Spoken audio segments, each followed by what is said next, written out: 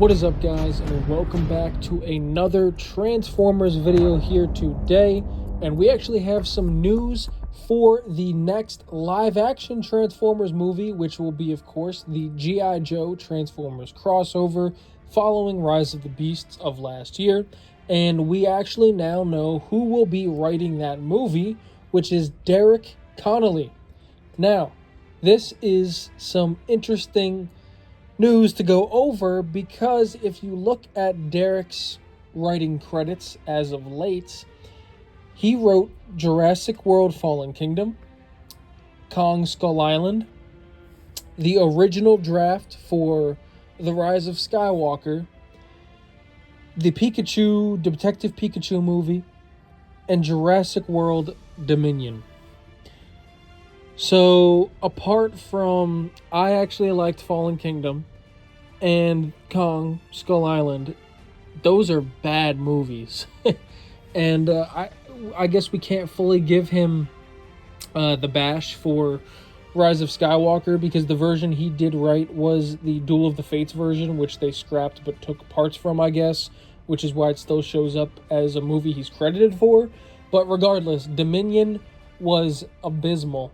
But again, another movie that I believe there were multiple writers on that, so I guess you can't pin this fully on him, but not, again, the greatest choice of a writer, in my opinion. I mean, but we'll see what happens, but not the guy I would have gone with. But hey, anything is an upgrade over Joe B. Harold, so maybe he will go back to his prime of what we got with Fallen Kingdom and Kong, and he really kind of ties into some of those darker themes where it's not obviously horror, but for Kong, you're dealing with this big monstrous animal, and for Fallen Kingdom, that was definitely a darker movie when the dinosaurs were pretty antagonistic, and there was a heavy focus on the carnivores. You had a heavy focus on Blue the Velociraptor, heavy focus on, of course, the Indoraptor, and honestly, I believe maybe if they go with a more serious tone for this movie,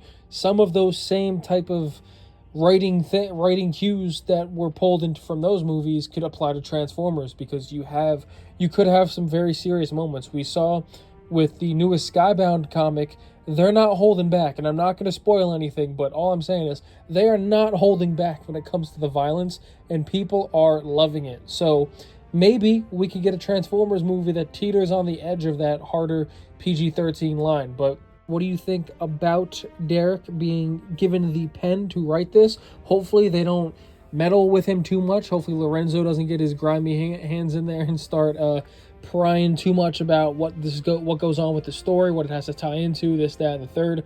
But we shall see. Hopefully they stick with one writer here, but who knows what's going to happen.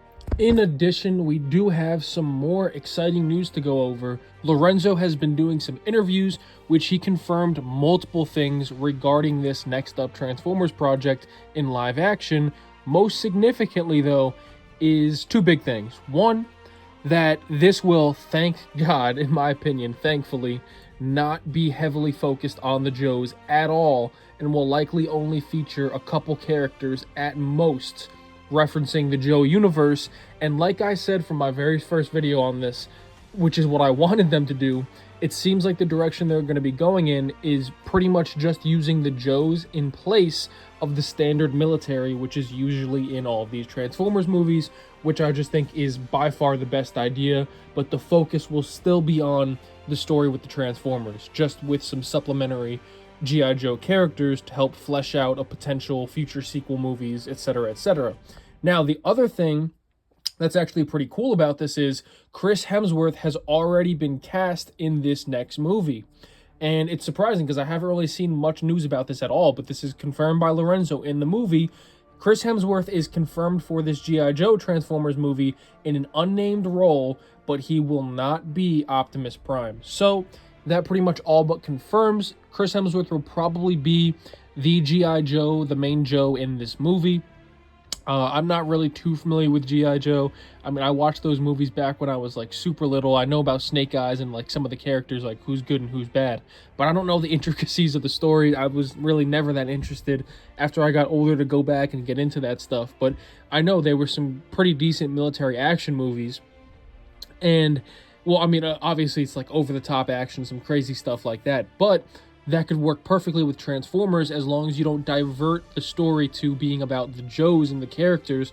You just let them be an addition to the Transformers plot, which seems like what they're going to be doing. And it seems like we're going to be getting Chris Hemsworth not reprising his role, but doubling up with his journey in the Transformers universe, as he will be Optimus Prime later this year in Transformers 1, or Ryan Pax, I should say.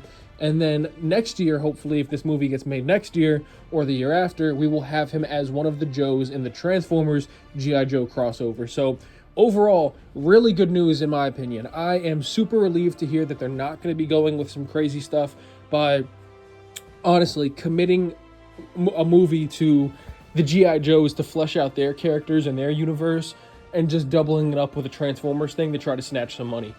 G.I. Joe has never been as popular as Transformers. You could say maybe with the toys and the sales stuff, but when it comes to the shows, movies, etc., stuff like that, it's just never had the same drive as these big budget Transformers movies.